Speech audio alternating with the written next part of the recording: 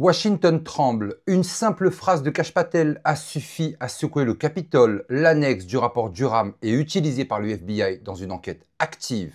Pas hier, pas demain, maintenant, c'est en cours. Mais de quelle enquête parle-t-on? Pourquoi ce silence pesant autour d'une annexe que personne n'avait vue? Et surtout, pourquoi la machine se met-elle en marche seulement maintenant, avec Trump de retour à la Maison-Blanche et les républicains aux commandes au Congrès?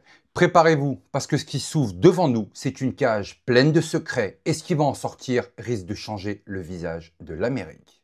Revenons en arrière. Le rapport Durham, publié en mai 2023, était censé clore le Russia Gate. Il expliquait comment les accusations de collusion entre Trump et la Russie avaient été montées à partir d'éléments faibles, voire fabriqués.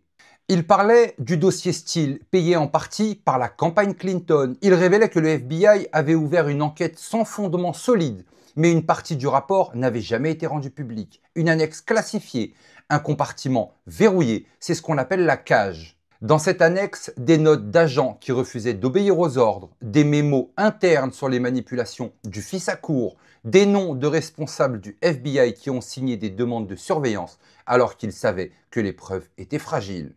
Et même des allusions à des réunions politiques où le but était clair, nuire à Trump coûte que coûte. Des noms apparaissent, James Comey, ancien directeur du FBI, Andrew McCabe, son adjoint, Peter Strzok, agent central du Russia Gate connu pour ses messages anti-Trump, Lisa Page, avocat du FBI, et encore Kevin Klein-Smith, condamné pour avoir falsifié un email. Tout ça, c'était dans la cage. Et maintenant, le FBI dit on l'utilise, c'est une enquête active. Alors la question se pose, va-t-on voir des inculpations tomber sur ces anciens responsables? Ou va-t-on encore refermer la cage en espérant que personne n'ose regarder à l'intérieur? Mais ce n'est pas tout, parce qu'au Sénat, le sénateur Chuck Grassley a révélé un autre secret, le programme Arctic Frost, officiellement un suivi de groupe à risque après l'élection de 2020. En réalité, une chasse aux conservateurs. Pas moins de 92 groupes et personnalités républicaines auraient été fichés. Parmi eux, Turning Point USA, l'organisation de Charlie Kirk, très influente sur les campus, des PACs liés à Trump et à Rudy Giuliani, des associations pro-vie, des groupes catholiques traditionnels et même des Américains ordinaires fichés pour avoir acheté des bibles ou des armes de chasse chez Cabela's. C'était ça, Arctic Frost, un fichier secret qui rappelait plus une purge politique qu'une enquête sécuritaire. Et il faut oser le dire, sous la présidence Biden, le FBI a été instrumentalisé pour museler l'opposition. Grassley lui-même l'a dit, jamais je n'ai vu un directeur du FBI augmenter autant la transparence en si peu de temps. Mais cette transparence arrive après la tempête, quand Trump revient à la Maison-Blanche et que les républicains ont le pouvoir d'enquêter. Alors, là encore, question, qui a donné l'ordre de lancer Arctic Frost? Qui l'a validé? Et surtout, jusqu'où cette liste noire remonte-t-elle dans les cercles démocrates? L'autre bombe qui explose en parallèle, c'est Burisma. Burisma Holding est une société énergétique ukrainienne dirigée par Mykola Zloveski et parmi ses conseillers, Hunter Biden, fils du président. D'après des documents du FBI récemment déclassifiés, en 2017 et 2019, des informateurs avaient déjà signalé un schéma de corruption. Ils affirmaient que Burisma versait de l'argent pour protéger ses activités en Ukraine et que les Biden servaient d'intermédiaires. On parle de millions, on parle de contrats douteux, on parle d'un Hunter Biden déjà en proie à ses addictions, payé 50 000 $ par mois pour conseiller une société dont il ignorait tout du secteur gazier. Et la question devient brûlante. Est-ce que Joe Biden lui-même était impliqué?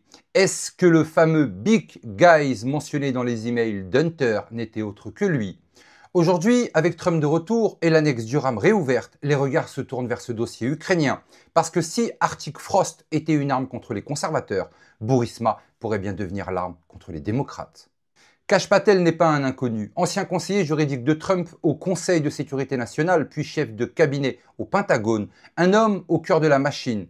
Aujourd'hui, il fait face au Congrès et ses mots claquent comme des balles. À Adam Schiff, il dit « Vous êtes le plus grand imposteur à avoir jamais siégé au Sénat américain. Vous êtes un menteur, un lâche, un clown politique. » Il rappelle que le Russia Gate était une manipulation. Il jure que le FBI d'aujourd'hui n'est plus celui d'hier. Et surtout, il laisse entendre que la vérité sur Epstein va éclater. Car Patel a confirmé.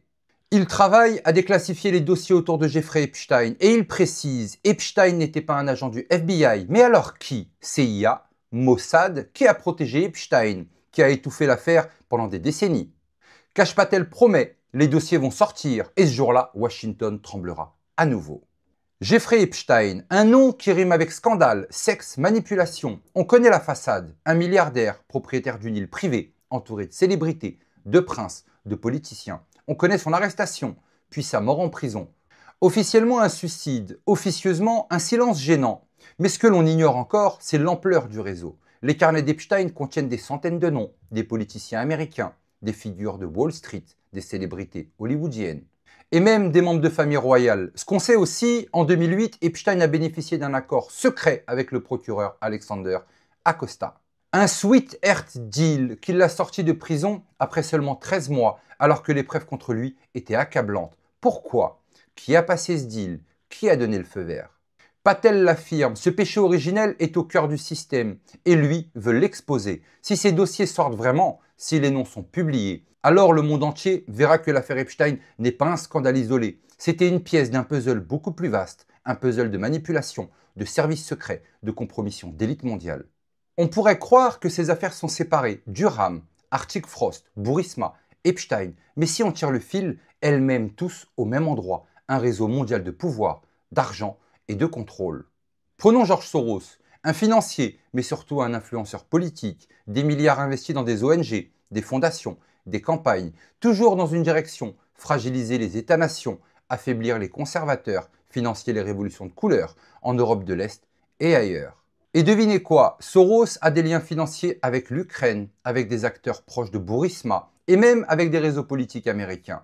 Regardons maintenant la CIA et le Mossad. Patel a dit Epstein n'était pas un agent du FBI. Alors qui? Beaucoup soupçonnent le Mossad israélien. Pourquoi? Parce que l'âme du chantage sexuel est une vieille méthode de renseignement. Compromettre les leaders, les piéger, les filmer, puis les tenir en laisse. Et Epstein, avec son île, ses caméras, ses invités VIP, était une machine parfaite pour ça.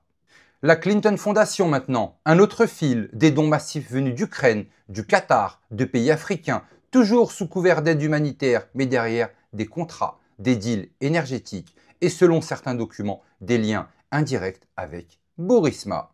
N'oublions pas non plus que Bill Clinton a volé plusieurs fois dans le jet privé d'Epstein, le fameux Lolita Express. Et tout ça réapparaît maintenant, avec Trump de retour à la Maison Blanche, une annexe Durham réouverte, avec Arctic Frost exposé, avec des dossiers Biden et Epstein remis sur la table.